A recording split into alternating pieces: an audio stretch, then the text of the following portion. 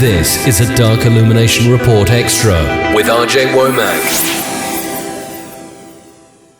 Hi everybody, thanks for joining me for another episode of the podcast. This is Brother Nero, aka RJ Womack, and this is the Dark Illumination Report podcast, where we try to help our fellow Satanists improve their lives in whatever way we can and put the focus of Satanism back on Satan and demons. Today I'm going to be doing a short episode answering people's questions, and I'm going to be doing short little episodes for the next few episodes answering specific questions that I've gotten from listeners to the podcast.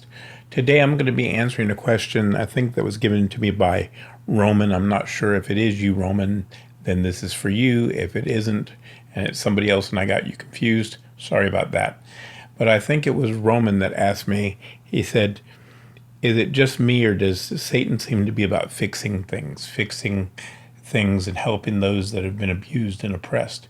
Well, Satan has always been known as being the god of the downtrodden, of the common people. And in fact, from most accounts we have of traditional Satanism, as far as like medieval Satanism, he was always the god of those who were tired of being oppressed by, the Christian church and by the temporal power of the church, and it was always the poor and common folks that worshipped him. This idea of him being the god of the elite or the Illuminati is a Hollywood invention. It's not true.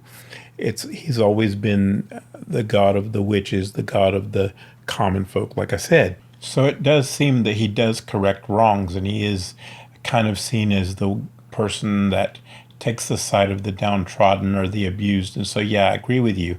And I think there's all kinds of evidence to indicate that. From my point of view, I can see in every culture that there is a God, which is symbolic of the Christian God, Jehovah, Yahweh, that is abusive, that is cruel, that is the demiurge, that is the God who oppresses man and uses man and makes man feel guilty and makes man feel that he is unworthy of love without the intervention or dependence on the Christian God. And I think the Abrahamic God, or the God of the Abrahamic religions, meaning Allah, Jehovah, Yahweh, that entity feeds off of people's guilt and their inability to live up to his standards. And I believe all spirits feed off of different types of energy, but Yahweh and that particular entity he's a parasite. He's a parasitic entity that feeds off of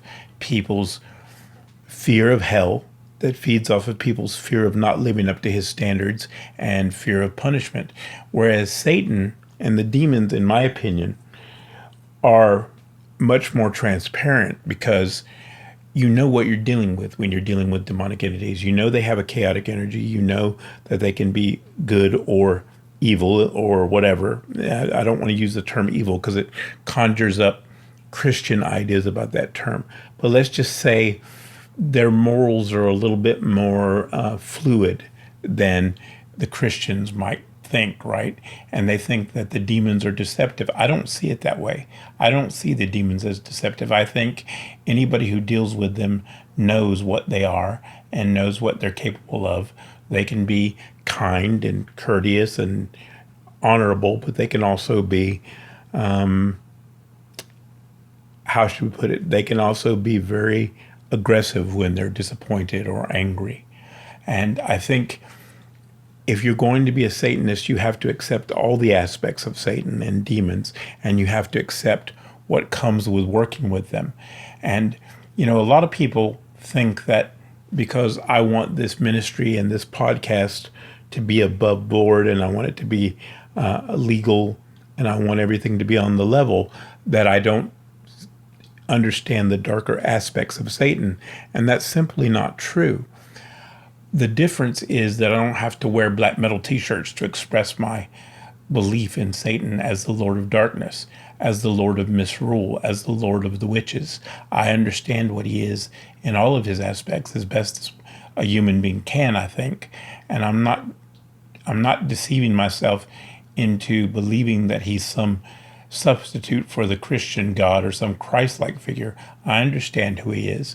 And just because I don't express it by wearing black metal t-shirts or corpse paint or listening to music that says kill, kill, kill in the name of Satan, kill, kill, kill yourself in the name of Satan, or drink yourself to death in the name of Satan, or whatever crap that some of these people listen to, these people with these currents that believe, Satan's out to destroy the universe, doesn't mean that I don't realize he's the Lord of darkness. I realize exactly who he is. But I understand that doing foolish things in his name is not moving our beliefs forward. It's not moving our tradition forward. It's not recreating the old ways. If anything, it holds us back. So I'm not going to tolerate or advocate criminal activity that would make us look bad, as some of these traditions tend to glorify. But just because I don't agree with that approach doesn't mean I don't understand who Satan is or the nature of demons, and that they have chaotic side and an orderly side, and they have all these different aspects to them. I understand it fully. But again, overall, I think Satan is a God that intervenes on behalf of man. I think, as the devil's advocate would say with Al Pacino, he's a fan of man. I believe that to be true. I believe Satan has always been on our side, has always defended us against powers that don't want us to be free, that want us to be enslaved. And I think he's always championed man. And I believe that it is out of magic and out of occultism that many of the sciences that we have grew. And it's because of occultism, because of alchemy, because of astrology, we have, chemistry, and we have pharmaceuticals, and we have astronomy. We have a lot of sciences because of what the early magicians were doing. And I believe those people were inspired to take up magic, herbalism, and alchemy, and all those things because Satan and the demons brought that knowledge to mankind. I believe that. And I believe it's also Satan that helped us to evolve to be the intellectual beings that we are today. And he's the reason we have free will. So I absolutely believe that he corrected a wrong that the Christian God, Jehovah, Yahweh, Allah, whatever name you want to call him by, wanted. He fixed that for us. He gave us an individuality. He gave us a self-awareness that that particular entity did not want us to have. And that entity still feeds off of us by making us feel guilty for wanting things and wanting to be who we are and longing for freedom. And unfortunately, the Christians buy into that nonsense, okay? And Jehovah feeds off of that energy. And the difference between Satan and the Christian God, again, I just want to go back to this. Jehovah pretends to be good, pretends to be kind, pretends to be loving. He, on the one hand, in the Old Testament, you see that he's a vindictive spirit. And in the New Testament, he puts on a new mask, this whole Jesus concept. Now, whether you believe in Jesus, as far as whether he was a real person or not, or whether you believe in the Gospels in any way, shape, or form, the fact is there is this persona of Jesus as this kind, loving, forgive you for all your sins, and if you believe in me, you won't burn in hell, that sort of thing. There's this idea that Jehovah is changed. He puts on a mask and pretends to be this loving character, but in reality, he's still the demiurge. He's still the evil, parasitic entity that he's always been. And you can see that in the followers of Christ because they put on a mask of, kindness and charity and loving attitude in church.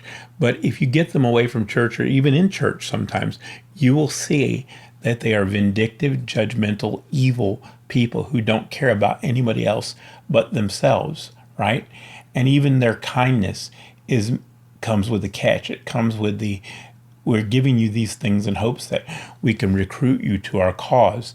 They're not doing it out of the kindness of their heart. There's always another intention because they are of their father, Jehovah, to paraphrase a biblical phrase and turn it back on them. They are of their father, Jehovah, which is in my opinion, the true devil, the true evil. And they try to make Satan, Lucifer, out to be evil. But Satan is very honest about who he is. He admits to his followers that he has a dark side. His followers know that he has a dark side. They know that things come with a price, that nothing is for free, and that he is honest about the terms he makes with his people. Each and every one of us know what Satan expects of us, or at least we should if we've done our pacts correctly. And we should know what they expect of us if we work with them over time. Whereas Jehovah pretends to be something, Satan will lay it out for you right in front of you. He'll tell you exactly what he wants, exactly what he expects, exactly what it's going to cost you, if it's going to cost you. And that's why I love Satan, because to me, he's honest, even in his darkness. Whereas Jehovah is deceptive in everything that he does. And so are his children. And you see that evidence in everything they do. Everything they do is false. It's a facade. It's an act to try and recruit people to their cause. Anyway, that's it. I hope that answers your question, Roman, if that was you and I didn't get you confused with someone else. Again, if I did, I'm sorry. The next episode will be a question from someone else, and I will try to answer it as best I can. I hope this has been informative. May Satan be with you. Take care of yourselves, everybody. And as always, keep the faith. Believe in Satan. Don't let these fake-ass Satanists on the internet discourage you from worshiping the one true God, the Lord Satan. Thanks. Thank you for listening to the Dark Illumination Report podcast. For the latest news headlines, show information, and more, go to rjwomack.com. That's RJWOMACK.